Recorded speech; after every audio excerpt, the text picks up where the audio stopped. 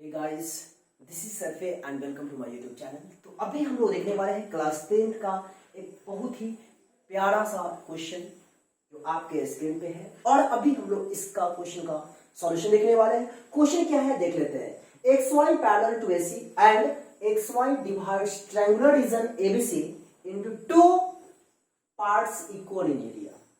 Determine AX by AB. Very important question है आपका। मैं इसमें VBI लगा देता हूं और आपका मन जितना भी लगाना लगा सकते हो। वेरी इंपॉर्टेंट क्वेश्चन, इतना बात है।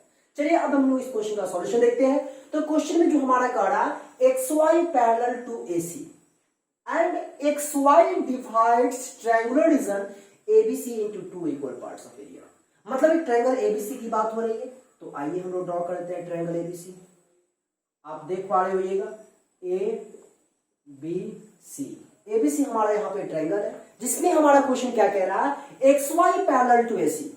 आप देखो AC इधर है, XY पैरेलल टू AC, तो जाहिर सी बात है कि आपका क्या होगा, देख सकते हो XY parallel to AC, XY देखिए तो XY AC के पैरेलल है ना।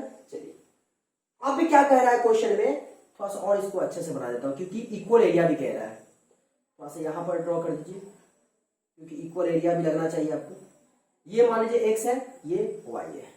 अब क्वेश्चन में क्या कर रहा है कि XY ने इस ट्रायंगल को दो पार्ट में जो डिवाइड किया, ये दोनों पार्ट का एरिया इक्वल है, मतलब इसका एरिया और इसका एरिया इक्वल है। इतना क्वेश्चन मेरे को कह रहा है। तो मेरे को फाइंड क्या करना है, AX बाई AB का वैल्यू क्या होगा। तो आइए हम लोग नजर दौड़ाते हैं कि क्वेश्चन का सॉल्यूशन किस प्रकार करेंगे। तो सिंपल सी बात है, आपका जो गिवन, तो XY पैरेलल क्या है, AC, राइट। और साथ ही हमारा क्या कर रहा है, area of triangle BXY that equal to area, ये तो ट्रायंगल है लेकिन ये ट्रायंगल नहीं है। एरिया ऑफ क्या लिखेंगे, AXYC, AXYC, यानी इसका एरिया और इसका एरिया क्या है, क्वेश्चन के अकॉर्डिंग इक्वल है। ये तो मेरा पैरेलल है। अब यहां पे हमें जो फाइंड करना है, हमें फाइंड करना है AX by AB equal what. बातें समझ में आ रही है, हमें ये फाइंड करना है। तो आइए जरा एक बात मैं आपको बताना चाहूंगा कि यहां पे ये ट्रायंगल और एक होल ट्रायंगल, एक छोटा ट्रायंगल एक होल ट्रायंगल, इसको हमें सिमिलर करना है। कैसे सिमिलर होगा देख सकते हैं, in triangle BXY and triangle ABC।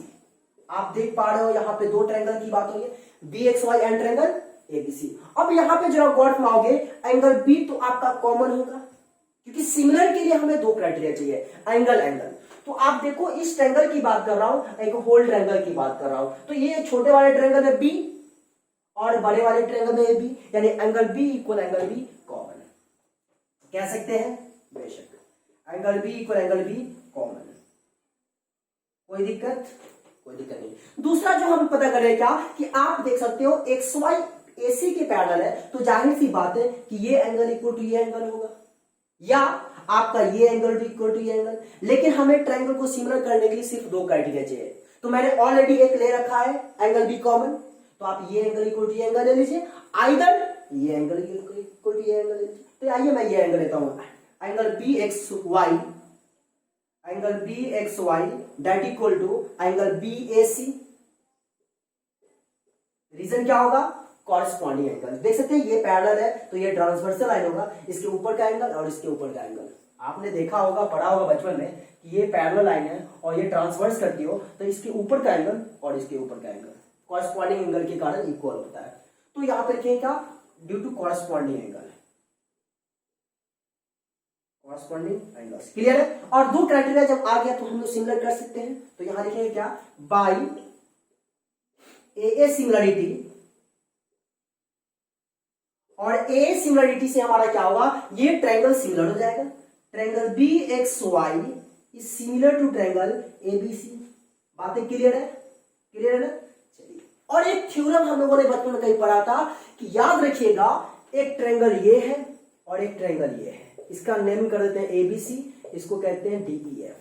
मान लो कि ये दो ट्रायंगल सिमिलर है, तो याद रखिएगा मैं कहना क्या चाह रहा हूं, जब दो ट्रायंगल सिमिलर होता है तो उनके एरिया का रेशियो कॉरेस्पॉन्डिंग साइड्स के स्क्वायर के रेशियो के इक्वल होता है। याद रखिएगा, if two triangles are similar then the ratios of their areas is equal to the square ratio of squares of their corresponding sides. मतलब क्या होगा कि एरिया ऑफ ट्रायंगल एबीसी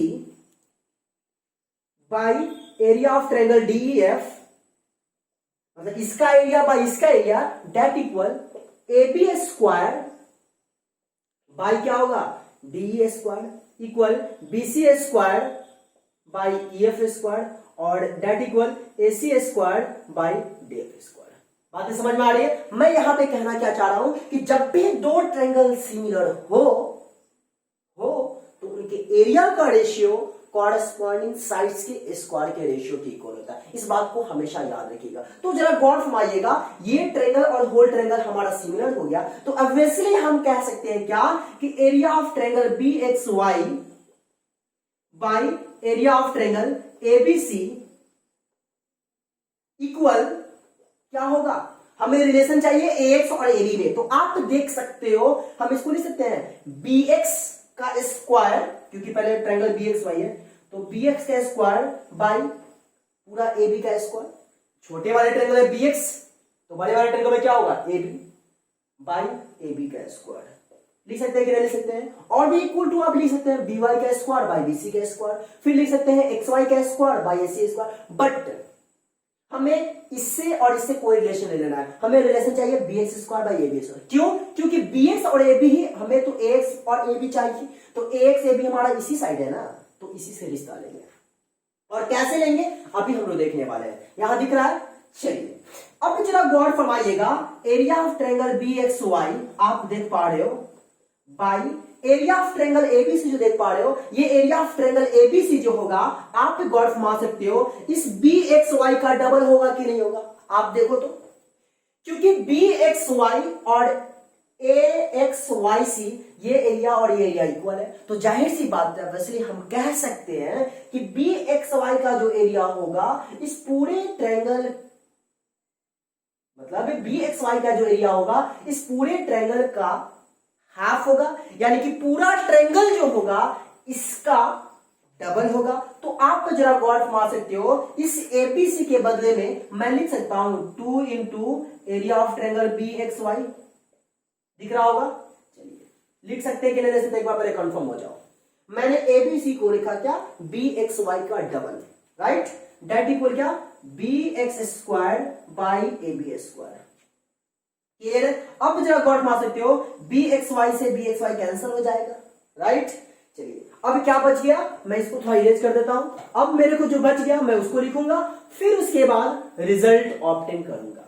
जरा गौर फरमा सकते हो, 1/2 यहां देता हूं, 1/2 equal B X square by A B square. अब जरा बताओ मुझे आप एक बात, 1/2 इक्वल, क्या आपको बी एक्स चाहिए?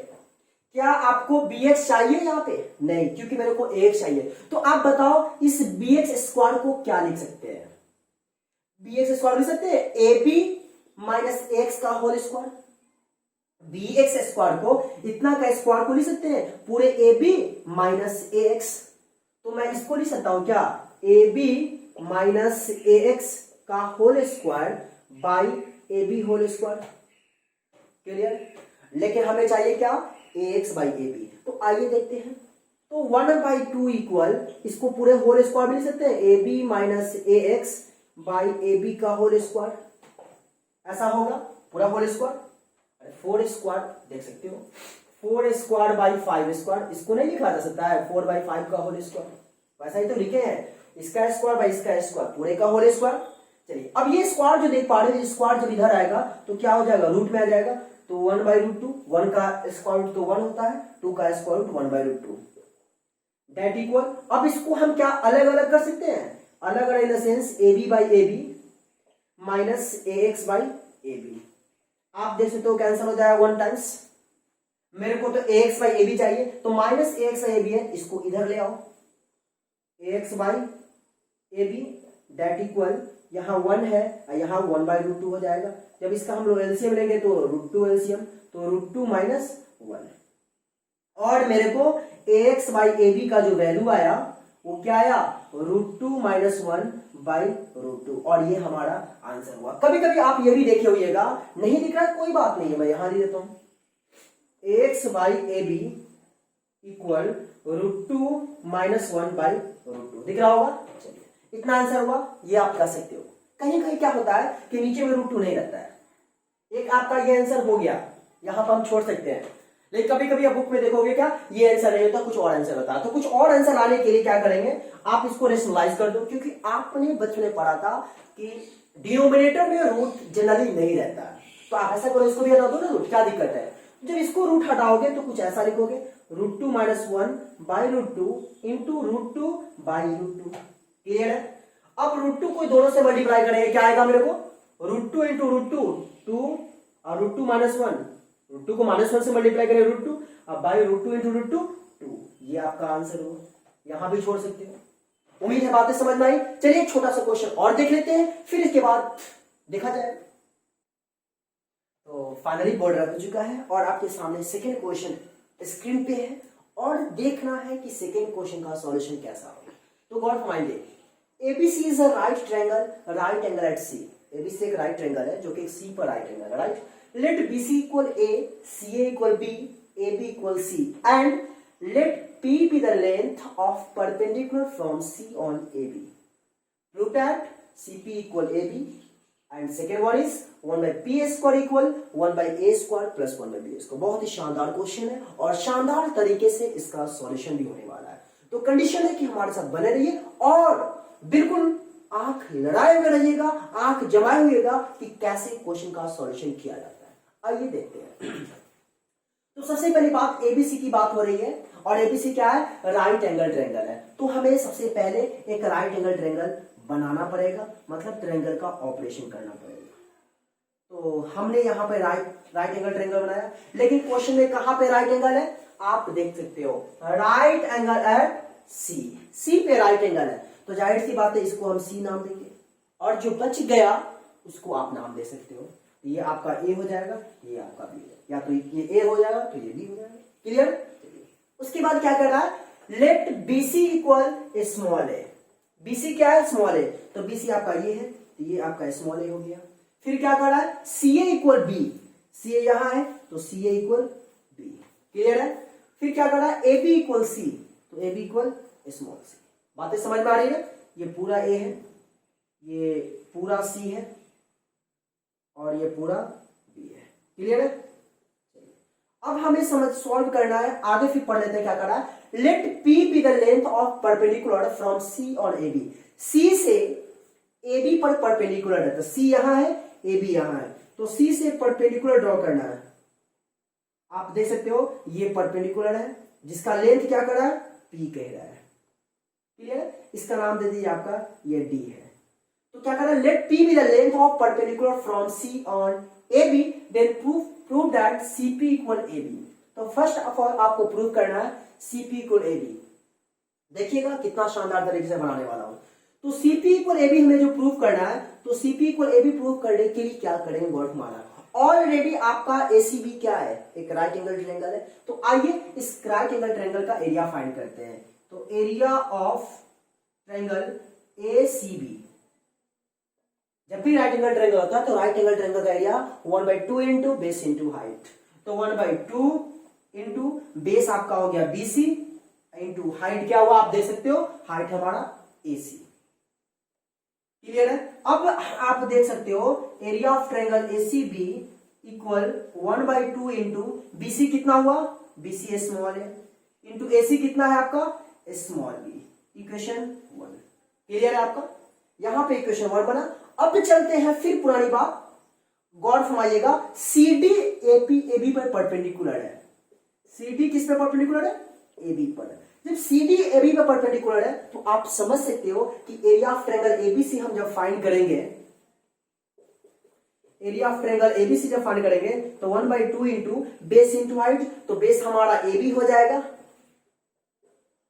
इंटू हाइट क्या होगा, हाइट हमारा यहाँ पे CD हो जाएगा। अब मैं आपको बताना चाहूंगा कि बेस किसको मानते हैं। याद रखिएगा जिस साइड पे परपेंडिकुलर ड्रॉ करोगे वो साइड आपका बेस होगा और कॉरस्पॉन्डिंग जो होगा वो हाइट होगा।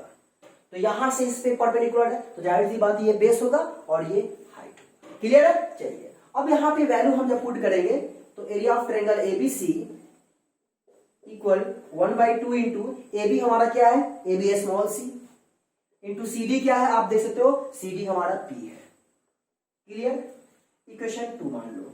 अब आप जरा वर्ड फॉर्माइएगा ए सी बी और A B C, A C B दिख रहा है और फिर ए बी सी, कौन ट्रायंगल, सेम ट्रायंगल है। ए सी बी का एरिया और ए बी सी का एरिया क्या होगा, दोनों तो इक्वल ही होगा, क्योंकि ए सी बी वही ट्रायंगल, ए बी सी वही ट्रायंगल, सब तो एक उतना ही एरिया आना रहा है। तो यहाँ पे ए बी सी और ए सी बी क्या होगा, इक्वल होगा। तो यहाँ पे क्या लिखेंगे, फ्रॉम इक्वेशन 1 एंड इक्वेशन 2। तो इक्वेशन 1 और इक्वेशन 2 में आप जरा गौर फरमाओगे, एलएचएस इक्वल है तो आरएचएस इक्वल करेंगे। तो आरएचएस इसका हमारा क्या है, 1/2 इंटू ए इंटू बी डेट इक्वल, इसका आरएचएस क्या है 1/2 इंटू सी इंटू पी। आप देख सकते हो 1/2 से 1/2 कैंसिल, क्या आ गया, A B equal C P. और हमें ये प्रूव करना था और इस तरीके से आ गया। उम्मीद है बातें समझ में आई। A B equal C P हमारा यहाँ पे प्रूव हुआ। क्लियर ना?